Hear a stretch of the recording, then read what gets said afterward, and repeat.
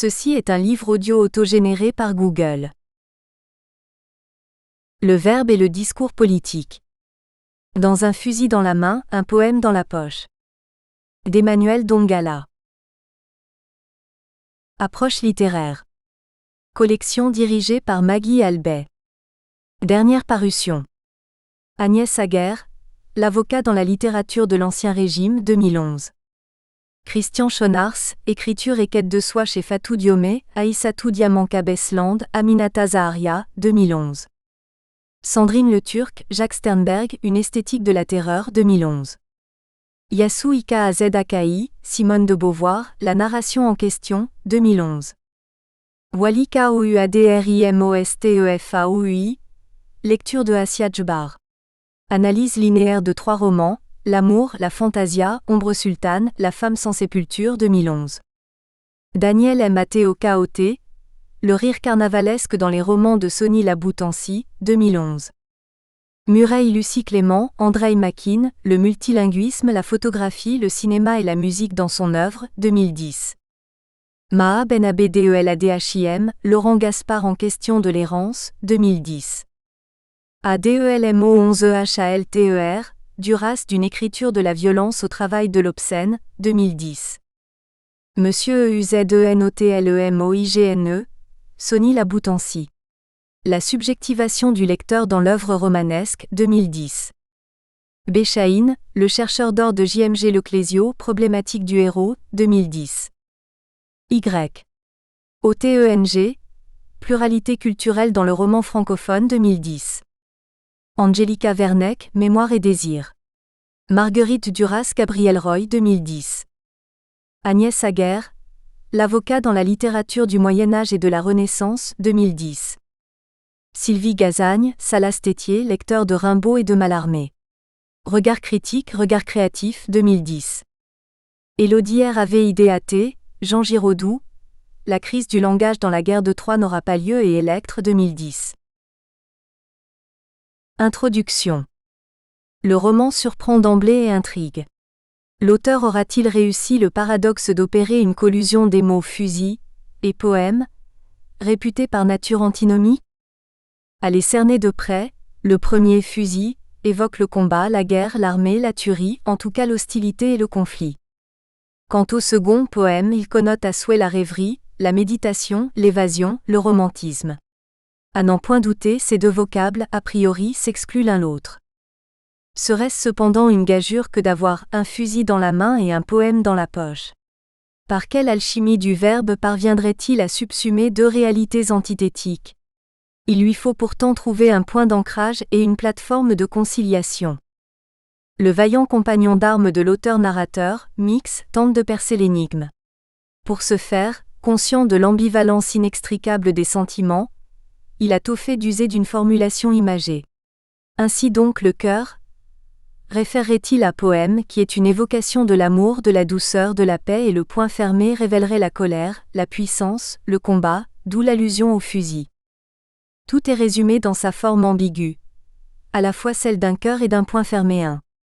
Le personnage, ainsi écartelé, oscillant entre deux pôles divergents, devrait être soumis à une profonde déchirure.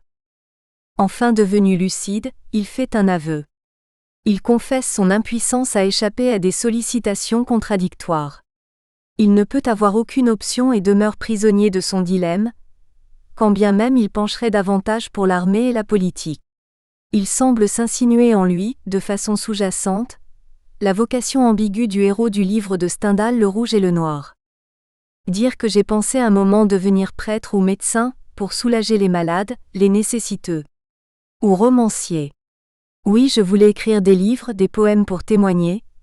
Quelle idiotie et quelle prétention.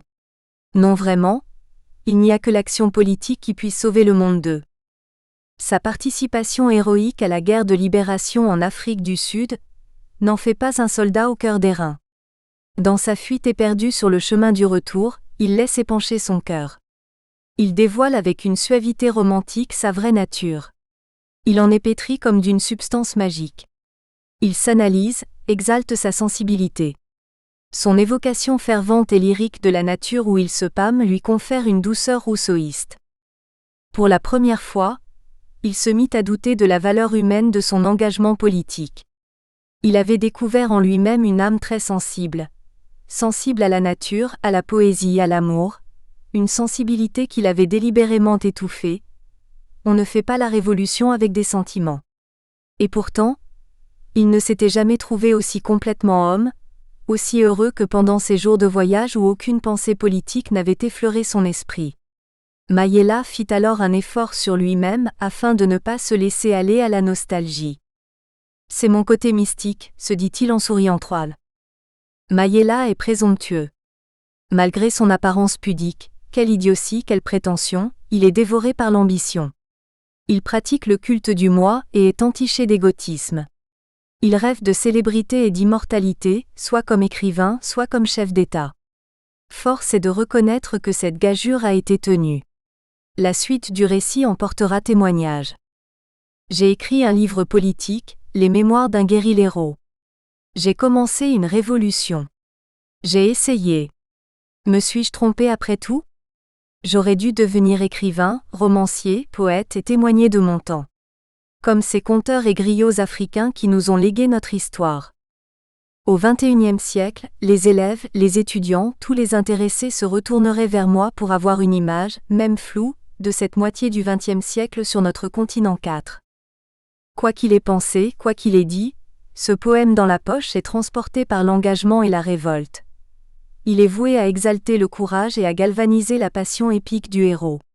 Plutôt que de distraire et d'amollir, le poème se sait une arme et participe de l'action. Il sous-tend puissamment l'énergie vers l'atteinte de l'objectif désiré. Tout incline à conclure avec Amoroi que l'homme d'action est avant tout un poète. Il faut aussi bien songer à V. Hugo désireux de consacrer le poète mage, guide et écho sonore de son peuple. Rimbaud enchaîne sur le même ton. Le poète est celui qui est en avant, il constitue une figure de proue. Enfin, pour Césaire, le poème doit être révolutionnaire, il est un cri contre l'oppression et l'aliénation. Césaire veut être un héros et le porte-parole du peuple.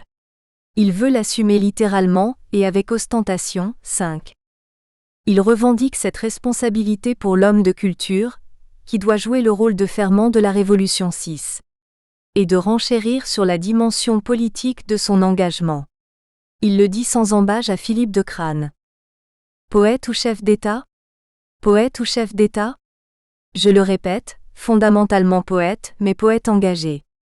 Je ne pense donc pas dissocier la poésie de l'action. Je n'aurais pas pu vivre uniquement dans le continent, car mon action politique s'inscrit dans un contexte beaucoup plus vaste. Tout ce qui est culturel reste essentiel à mes yeux. D'ailleurs, la politique ne mériterait pas une pareille énergie si elle n'était justifiée par un projet culturel 7. Le narrateur se réclamerait-il de cette prestigieuse lignée ? Intransigeant sur les principes, il s'insurge contre tous les conformismes. Animé par un esprit critique, il remet tout en question et reste en perpétuelle contradiction avec les valeurs établies, fasciné par le nihilisme. Il répond en adéquation avec J.P. Sartre. Celui qui est par fonction ne peut que penser contre la société, l'ordre établi, et d'abord lui-même sans jamais transiger et par là juge de son temps 8. Le verbe et le discours politique. Le verbe, définition contextuelle. Le verbe s'entend ici dans une conception profane.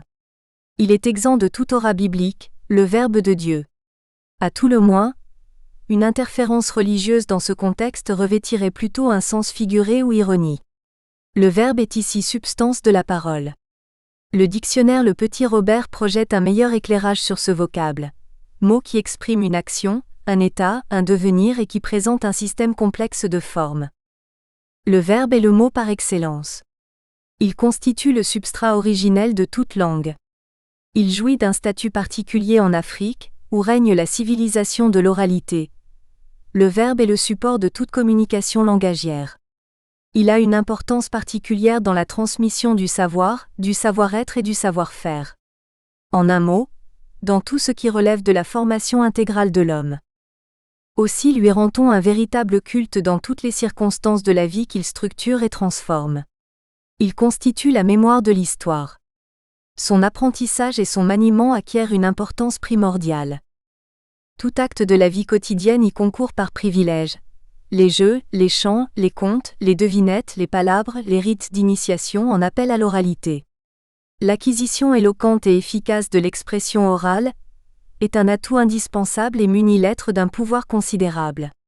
Elle fonde la base de toute éducation. À condition de ne pas oublier la place accordée à l'art de la parole, média pédagogique privilégié, ce qui paraît normal dans une civilisation de l'oralité où l'éloquence revêt une importance fondamentale et valorise l'homme dans les discussions publiques neuves. De surcroît, la maîtrise de la parole confère autorité quand elle se fait incantatoire. Alors la toute-puissance du verbe opère dans certaines thérapies mystiques. Il n'est que de se référer en l'occurrence à la puissance et à la renommée de quelques guérisseurs, jeteurs de sorts et autres adeptes de l'exorcisme. Certains griots, des professionnels de la parole, incomparables troubadours, excellent en la matière. D'autres jouissent par ailleurs de dons mystiques. Il n'est pas sans intérêt de rappeler que quelques initiés ont le don d'invoquer un verbe magique, propitiatoire pour la réalisation de certains ouvrages d'élection. Qu'il suffise de référer au forgeron dans l'Enfant Noir, de Camaralet. Son verbe incantatoire, allié aux paroles magiques et à la puissance d'invocation, implore les bénédictions des génies en vue de favoriser la fusion de l'or. Son vœu est exaucé, incontestablement. Sans cette supplication fervente et passionnée, ses efforts se révéleraient vains. Impuissant à décrypter ce message occulte, le fils du forgeron confesse son étonnement. Ses interrogations inquiètes et heuristiques s'avèrent palpitantes. Avec un rythme haché et précipité qui génère cette quête de savoir. La récurrence des mots accélère son importance et souligne la connivence des divers adjuvants. Que dis-je ? Des puissances propitiatoires. Et c'est en virtuose qu'opère le forgeron dans la singularité de son art 10. La parole a droit de cité et arbore ses lettres de noblesse. Somme toute, la parole est un moyen d'action doué d'une puissance de conviction, d'un pouvoir d'attraction et de conquête. En témoigne cette citation. Toutes les grandes révolutions doivent leur réalisation au discours oral, à des gens qui par leur talent d'orateur ont su attirer les partisans 11. Mayella, héros incontesté. L'orateur-narrateur est initié à la virtuosité du verbe. Véhicule de la connaissance, la parole façonne et assure la transmission de la culture.